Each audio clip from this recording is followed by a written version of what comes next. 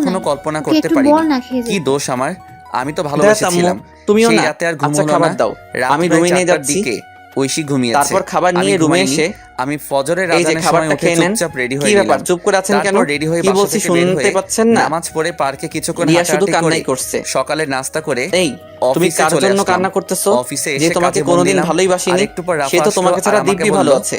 তাহলে তোমার দুপুরে সমস্যাটা খানায় কোথায়? যেতে বলছে।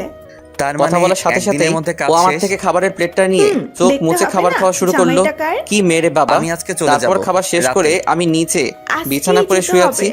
কালকে তো ঐশীর আমায় জন্মদিন। ভালোবাসো? আর শোন ঐশী না। যে ছেলেটার সাথে কথা বলে আমি জানি মিথ্যা বলতেছো, বাসায় এই তুমি শুধু জায়গায়। আমাকেই ভালোবাসো। আরে ওই ছেলের ঠিকানা দেখো দিয়ে আমি আমি কি মিথ্যা করব? বলতেছি না, যা সত্যি তাই তবুও বলছি। জেনে রাখ, আর হ্যাঁ ছেলেটা তবে ভালো এক সময় না। বাসতাম ও কিন্তু শোন, এখন না। তুইও সাথে যাবি থানায়। কেন? না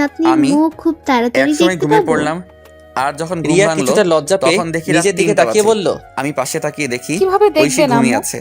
আপনার আমি ছেলে ঐশীর তো ফোনটা আমাকে হাতে নিলাম আর চেক ভালোবাসেই করলাম, না। কিন্তু পাসওয়ার্ড দেওয়া। আব্বু এক আগে তো বদনা আমার রাগ নাম মাথায় ছিল, লইয়া কইল, তাই আমার নাম দিলাম, কি রে কিন্তু রিয়া এসব কি পাসওয়ার্ড বলছে? ভুল দেখাচ্ছে। না না আমার আব্বু, আবার মনে আমি হলো ভালোবাসি তো। সানির নাম দেওয়ার জন্য হুম, আমি সানির নাম good. দিলাম, দেখি লক আর জানো রিয়ার মুখে খুলছে। এসব কথা ফোনে লক আমাদের না খুলতেই আমি শুনতে অবাক, হয়। কারণ ওয়ালপেপারে জি সানির আব্বা। পিক।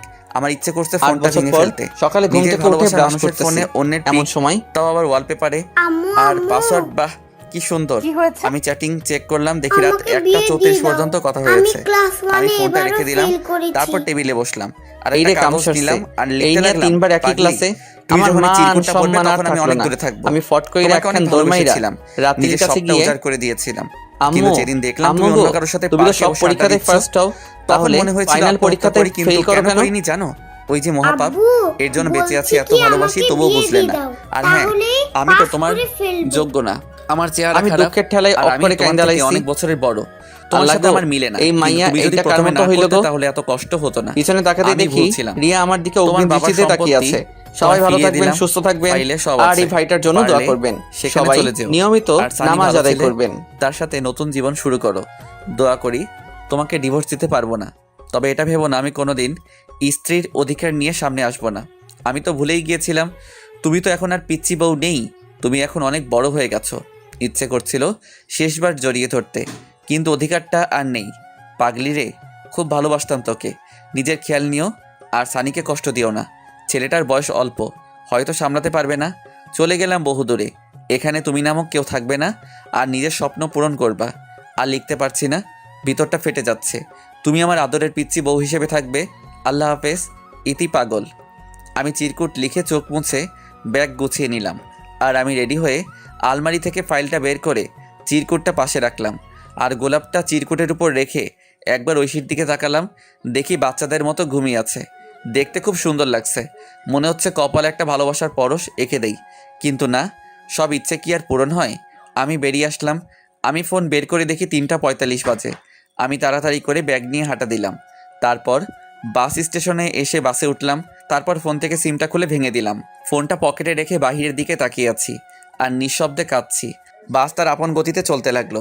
এভাবে কান্না করতে করতে কখন যে ঘুমিয়ে পড়লাম মনে নেই। ওদিকে ঐশী ঘুম থেকে উঠে দেখে আমি শাহরিয়ার পাশে নেই। তারপর উঠে টেবিলের কাছে গিয়ে দেখি চিরকুটের উপর গোলাপ রাখা। ঐশী কৌতূহল হলো, তাই চিরকুটটা পড়তে শুরু করলো। চিরকুটটা পড়া শেষ করে নিশ্চুপ হয়ে গেল আর কান্না করতে লাগলো। আর বলতে লাগলো, আমাকে মাফ করে দাও, আমি বুঝতে পারিনি। এই কথা বলে চিরকুট বুকে জড়িয়ে বসে কান্না করতে লাগলো। আর তখনই তার ফোনে কল আসে।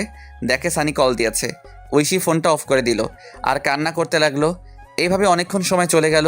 ঐশী ভাবলো শাহরিয়ারের অফিসে যাবে, সেখানে কোনো খবর থাকবে। হয়তো ঐশী তাড়াতাড়ি করে রেডি হয়ে অফিসে চলে গেল। আর যেতেই রাফার কাছে গেল, কারণ ঐশী আগে থেকে চিন্তা। গিয়ে দেখে রাফা কাজ করছে। ঐশী বলল, রাফা আসবো? আরে ঐশী, আসো বসো। ঐশীকে বসলো আর বলতে লাগলো, আপু শাহরিয়ারের কোনো খোঁজ জানেন? যেই ছেলেটা তোমার জন্য বাড়ির ছেড়ে তোমার হাত ধরে চলে আসছে আর সারাদিন কষ্ট করে তোমাকে সুখে রাখতে চাইছে, আর সেই তুমি এতটা নিচে নামতে পারলে? কান্না করছে। এলে পবিত্র ভালোবাসা ছিল শাহরিয়ারের। ওর মতো স্বামী থাকতেও তোমার অন্যজনের সাথে। শাহরিয়ার তো তোমাকে মুক্ত করে দিয়ে গেছে, তুমি সানির সাথে ভালো থাকো। আপু আপনার পায়ে ধরি প্লিজ, ও কোথায়? এই বলে ঐশী রাফার পা জড়িয়ে ধরলো। এইসব করে লাভ নাই, আমি জানি না কোথায় গেছে, আমি সামান্য এই বলে ফাইল নিয়ে স্যারের রুমে চলে গেল। ঐশী উঠে বাসার দিকে যেতে লাগলো।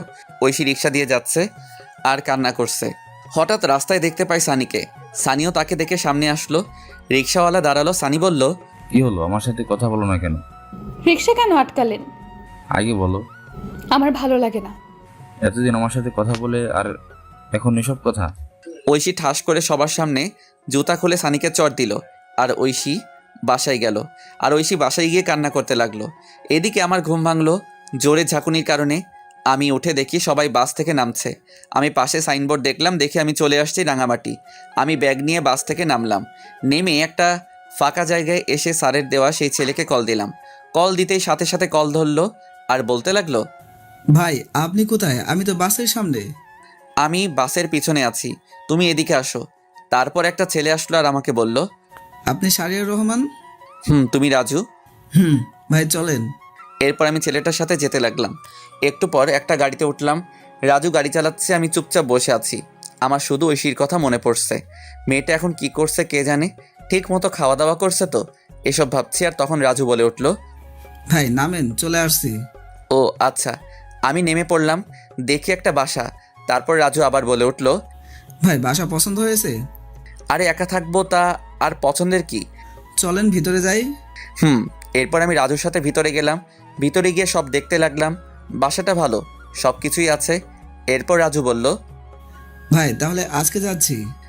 কিন্তু রান্না করার জন্য কে থাকবে? সরি ভাই, নিজে করতে হবে। আচ্ছা সমস্যা নেই, তাহলে যাচ্ছি। তাহলে আর এই নিন গাড়ির চাবি। আমার গাড়ি লাগবে না, অফিসের গাড়ি অফিসের থাক। তবুও ভাই, আমি এই অফিসের ম্যানেজার। আমার গাড়ি চালাতে ভালো লাগে না, তাছাড়া এই ভাঙা গাড়ি তো না। ও আচ্ছা।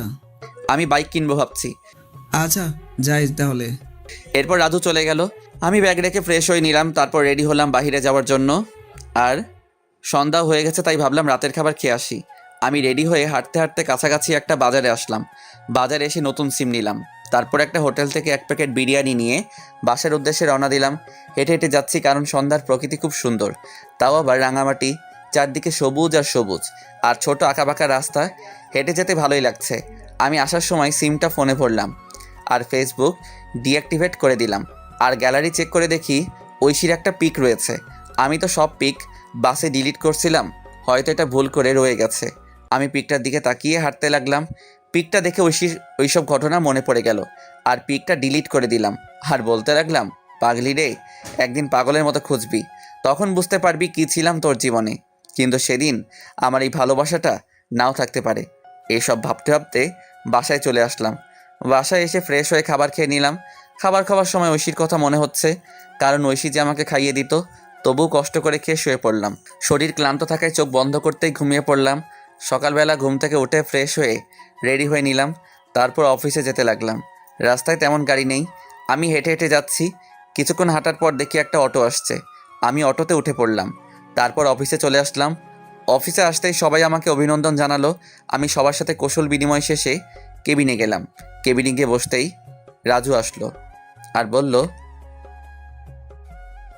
স্যার আসবো? আসো, আর আমাকে ভাইয়া রাখবে। ভাই এই যে ফাইল, একটু দেখেন। আর শোনো, অফিস শেষ হলে দেখা করবে। আচ্ছা ভাই। এরপর রাজু চলে গেল। আমি ফাইল দেখতে লাগলাম, আর তখনই একটা মেয়ে আসলো। স্যার আসতে পারি? আসুন। মেয়েটি এসে আমার কাছে ফাইল দিল। আমি মেয়েটির দিকে তাকালাম, দেখলাম মেয়েটা প্রেগনেন্ট আর বয়স প্রায় আমার সমান হবে। আরে আপনি এই অবস্থায় অফিসে কেন? ছুটি নিলেও পারতেন। সমস্যা নেই স্যার। আপনার নাম কি? জি যারা। ও আচ্ছা, আপনাকে ছুটি দিয়ে দিলাম, আজ আপনি বাসায় চলে যান। ধন্যবাদ স্যার। স্যার বলে ডাকবেন না, ভাই বললে খুশি হব। আচ্ছা ভাইয়া। আমি রাজুকে বলে দিচ্ছি, ও আপনাকে নামিয়ে দিয়ে আসবে। তার দরকার নেই। আরে কি বলেন, যেটা বলছি এটাই শেষ কথা। এরপর আমি ফোন দিয়ে রাজুকে বলে দিলাম।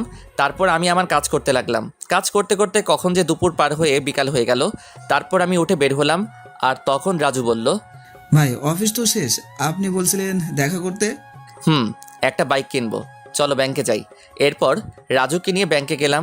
আমার কিছু জমানো টাকা ছিল, আমি টাকাগুলো তুলে নতুন বাইক কিনলাম। বাইকটা বাংলাদেশে নতুন আসছে, এটা এত বছরের সঞ্চয় দিয়ে কিনলাম। অনেক দিনের শখ ছিল নিজের টাকায় বাইক কিনবো, তাই খুব খুশি হলাম। আমাকে খুশি দেখে রাজু বলল, সত্যি ভাই, নিজের টাকার বাইক কিনলে ফিলিংসটা অন্যরকম লাগে। এরপর রাজুকে বিদায় দিয়ে আমি রাতের খাবার বাহির থেকে খেয়ে বাসায় চলে আসলাম। এভাবে বেশ কিছুদিন চলে গেল। এখন আর ঐশীর কথা মনে হয় না, কারণ অফিসের সবার সাথে বন্ধু হিসেবে কথা বলি আর আড্ডা দিই। কিন্তু একদিন আমি অফিসের শেষ করে রাতে বাসার দিকে যাচ্ছি। নীরব রাস্তা, তেমন কোনো মানুষজন নেই। আমি হেডফোন কানে দিয়ে আনমনে বাইক চালাচ্ছি। হঠাৎ রাস্তার পাশ থেকে একটা মেয়ের চিৎকার আসছে। আমি বাইকটা ব্রেক করলাম আর সামনে গেলাম, আর গিয়ে দেখি অফিসের সেই মেয়ে যারা প্রসব বেদনায় চিৎকার করছে। তাই আমি তখন বললাম, আপনি এখানে? আপনার হাজবেন্ড কই? ভাই আমাকে হাসপাতালে নিয়ে যাবেন, আমি পারছি না। আমি রাস্তায় গাড়ি পাচ্ছি না, কিন্তু কি করব কিছু বুঝতে পারছি না। কিন্তু বেশি দেরি হলে অনেক ক্ষতি হয়ে যাবে, তাই আমার বাইকটা কাছে আনলাম। তারপর যারাকে আমার বাইকের সামনে উঠালাম আর ঝাপটে ধরে বাইক চালাতে লাগলাম। আর হাসপাতালে এসে আমি কোলে তুলে নিয়ে ভিতরে গেলাম।